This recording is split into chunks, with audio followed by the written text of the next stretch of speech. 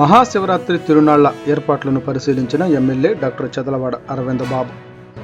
మహాశివరాత్రి పర్వదినాన్ని పురస్కరించుకొని ప్రముఖ శైవక్షేత్రమైన కోటప్పకొండ త్రికోటేశ్వర స్వామి వారి వార్షిక తిరునాళ్ల మహోత్సవానికి సంబంధించి చేపట్టిన ఏర్పాట్లను నరసరావుపేట శాసనసభ్యులు డాక్టర్ చదలవాడ అరవింద బాబు శనివారం ఉదయం పరిశీలించారు.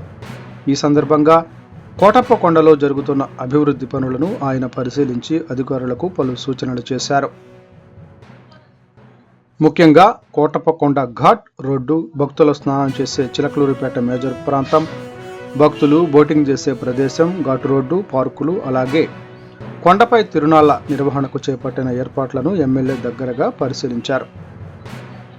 గత సంవత్సరం 25 లక్షల మంది భక్తులు తిరునాళ్లకు హాజరైన నేపథ్యంలో ఈ సంవత్సరం మరింత రద్దీ ఉండే అవకాశం ఉందని పేర్కొన్న ఎమ్మెల్యే అన్ని శాఖల అధికారులు సమన్వయంతో పనిచేసి భక్తులకు ఎలాంటి ఇబ్బందులు కలగకుండా ఏర్పాట్లు పూర్తి చేయాలని సూచించారు.